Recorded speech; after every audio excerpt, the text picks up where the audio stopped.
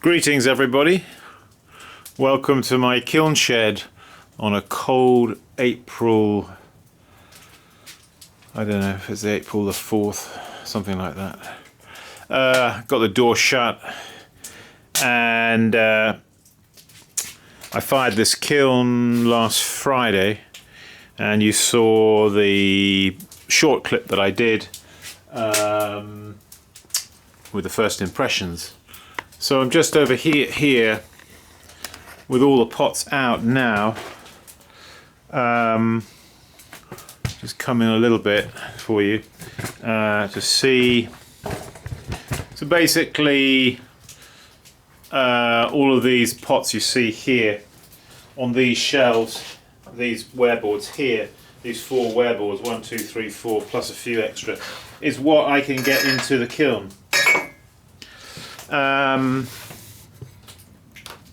Yeah, at the moment I'm just grinding off. Did that one. These were these strap handle bottles that we had 3 of them on the top. You might have seen me make these a few clips back. Basically just going over the bases with a piece of carborundum, making sure there are no gnarly bits, if you know what I mean. Oh, that one's got a. Here's a fault you could see with this bottle. I don't know if you can see. It's got a bloat there just on the bottom, you see that? Also noticing a little bit of bloating here, likely because this pot was situated possibly with this side of the pot slightly overhanging the shelf, and that, I know that where this pot came from, it's the hottest part of the kiln. And let's just get another light on here, a bit extra light. So that is likely the cause of that.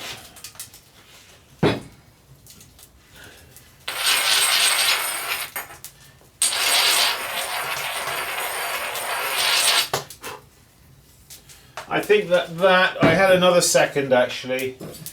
I'll show you.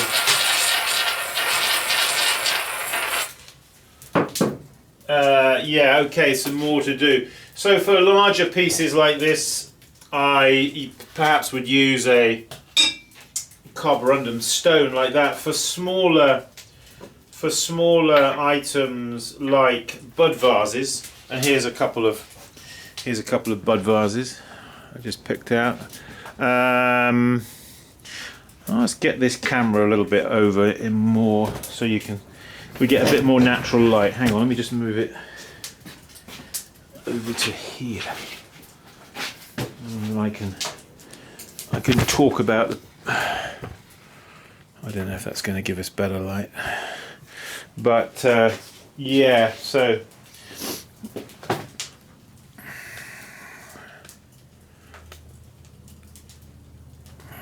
I don't know if you can. Anyway, this one's got a foxglove on. You can see the iron there breaking quite nicely. That one. This guy.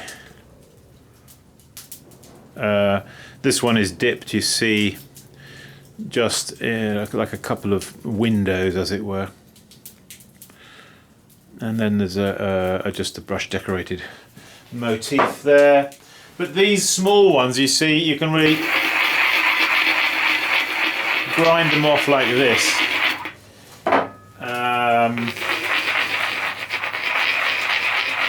That's convenient, easy way of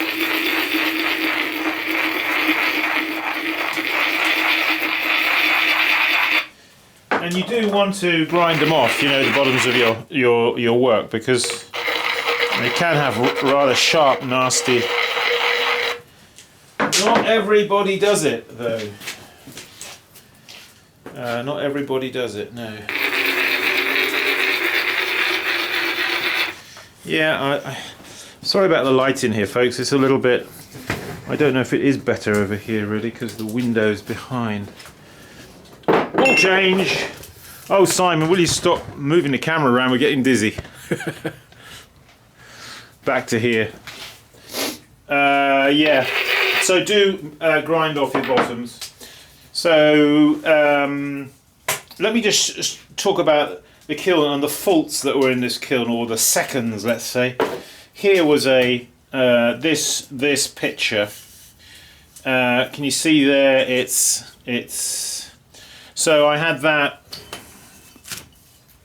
on this brick, you see, and that was sat right there. And what happened was the glaze, at least I think the glaze ran over a bit, or I'm not quite sure why it's stuck, because it doesn't actually appear to have run over all that much. In any case, I will, you know, some pots, depending on how bad they are, you can just use a hand stone. Other pots, you're going to need to take them to a grindstone to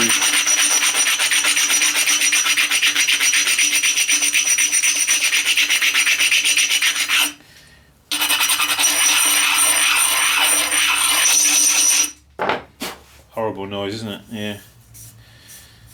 Yeah. So this particular piece was Temmaku, you see, and what I did was I ran the Temmaku from a spoon. I ran it down, you see, sort of diagonally like that, and then what I did, I sprayed over with wood ash. So one of the things that does happen if you spray wood ash on top of a glaze, it will make the glaze run, and you can see here it's run a bit. Now I don't mind that if it runs, I quite like a bit of runny, but if it runs too much you have to be careful, it can run off onto the shelf and then cause the pot to stick to the shelf. Okay, so there's another second. Let's just look at these GP bowls. So these GP bowls that we had in, so this one is coming out as a second because there is bloating on it there. And I don't know if you can notice on the foot here, there's a little bloat there as well. Also the inside glaze, which should be more of a whiter colour, is a little bit yellowed. I don't know if you can notice that. Well, here for example, can you see the difference there? So this one is actually, the glaze appears a little oxidized. It also, I think, was the one that was on the bottom, because these are fired face to face like that.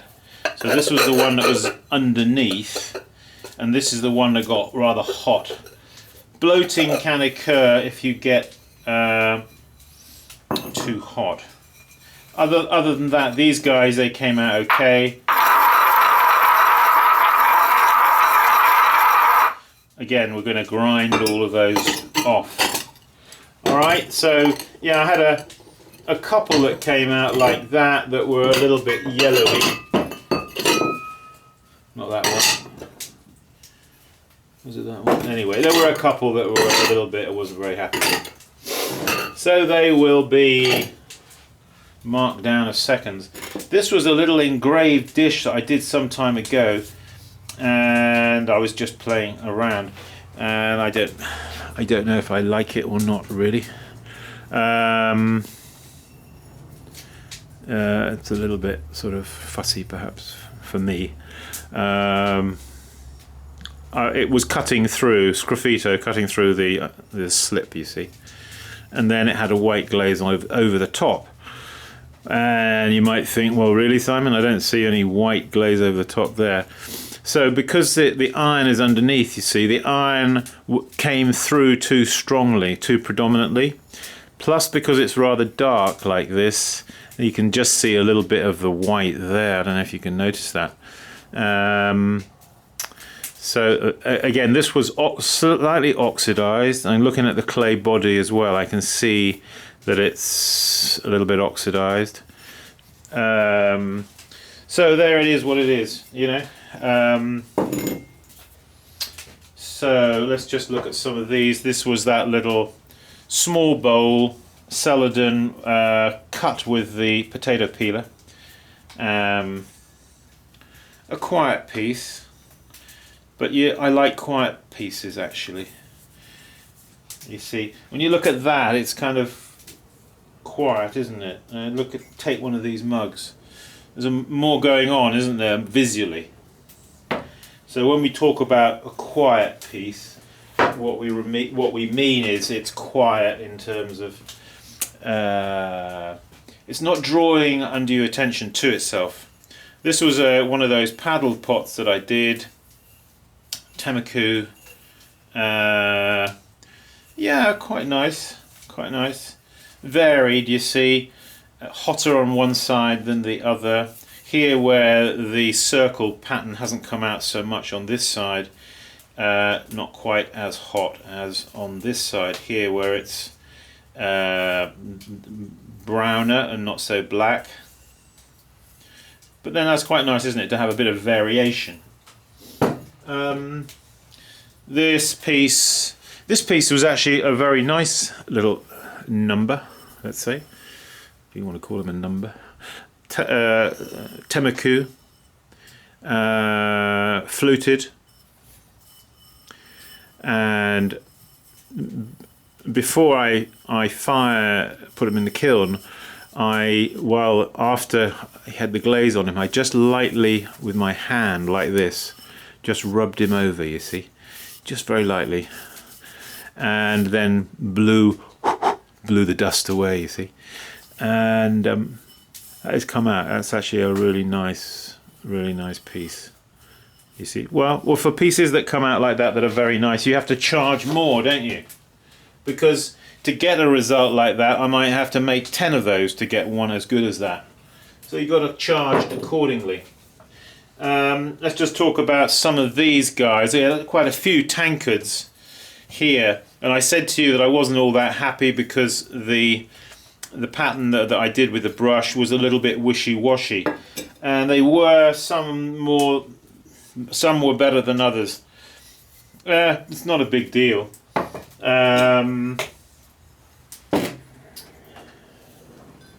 But just something to bear in mind, you see, so next time when I get down to the table to do my decorating, I will remember these, and I will think, yes, make sure we get that a little, but quite a satisfying result. Iron, at least on the top here and over the handle, is strong enough. This one is a little stronger. You see how it is there? That's more as I would have wanted it, but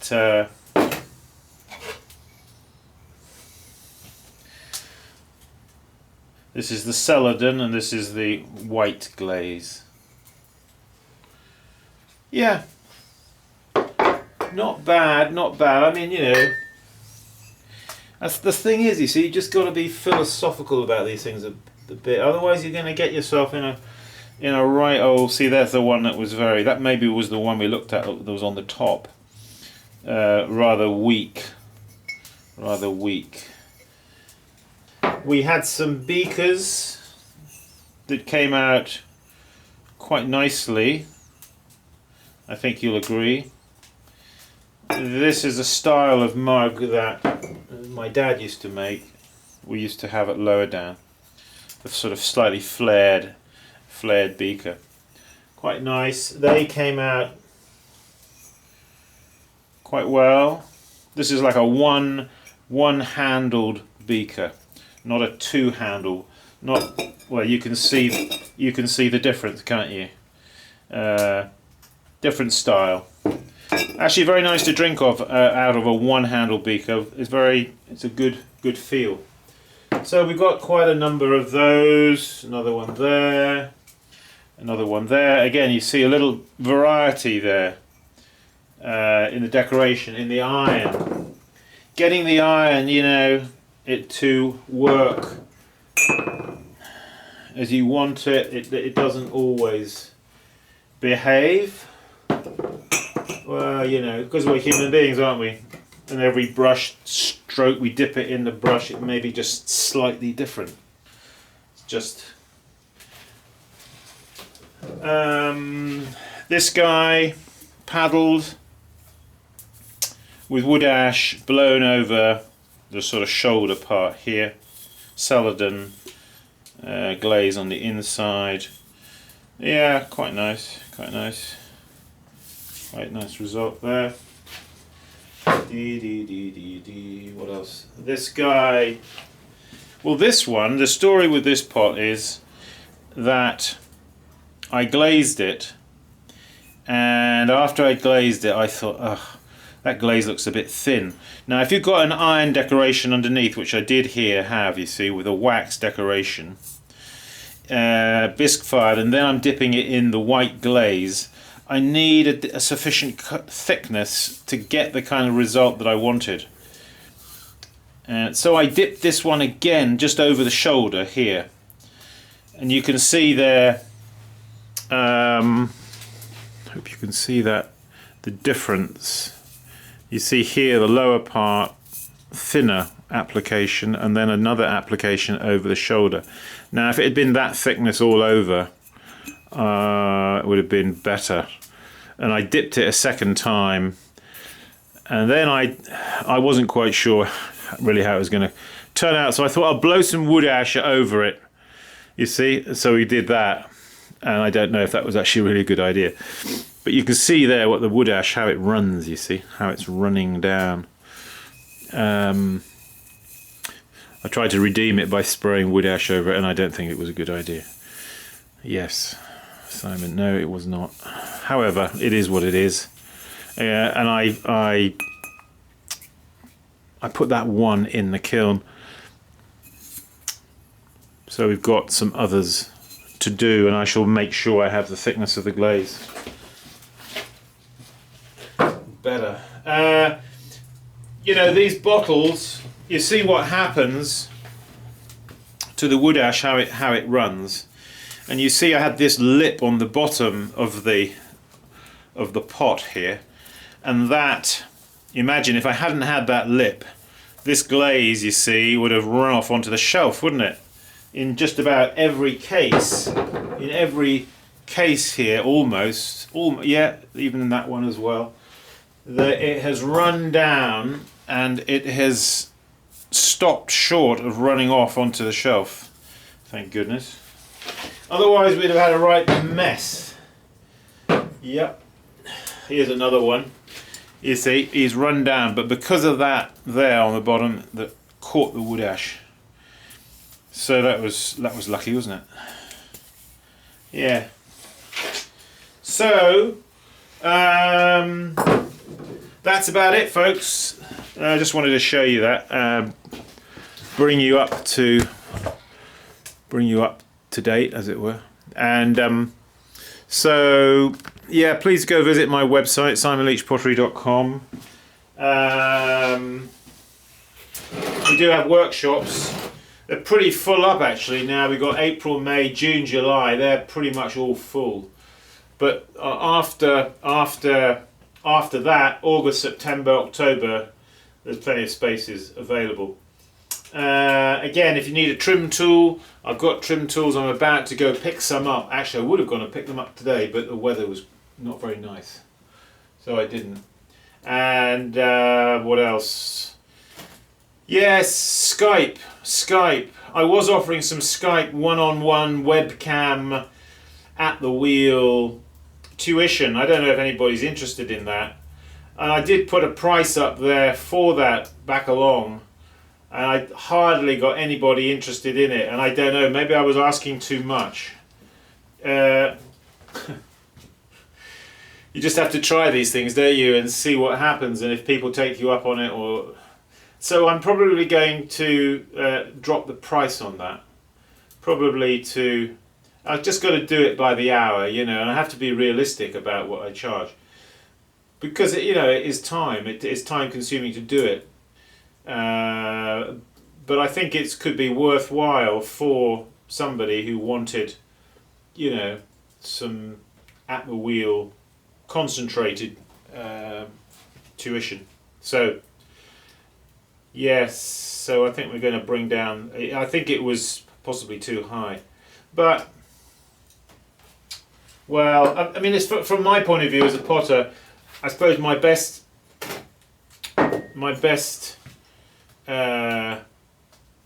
money that I can earn is just sitting at the wheel making pots, you see, and just selling pots. But I don't do just that. I do teaching as well, and sell some tools and give workshops, etc. But yeah, you have to sort of try different things, don't you? One thing is doing this for a hobby. It's another thing doing it for a living, isn't it? And you know, it's got to pay. I've got bills I've got to pay, you know, so I've got to make it pay somehow, and so I can still keep doing it because I like doing it. Hey, thanks for joining us, folks. Sorry, rambling on there about this and that. Anyway, I hope you found this informative. If you have any questions, write to me. And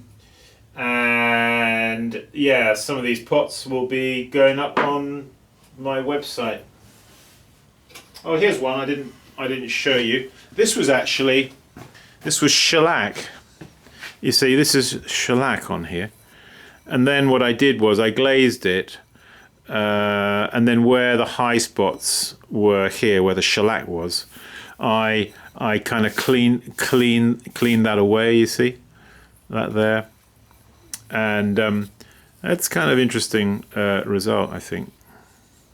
I mean, that's one way of using the shellac like that and glazing in this manner.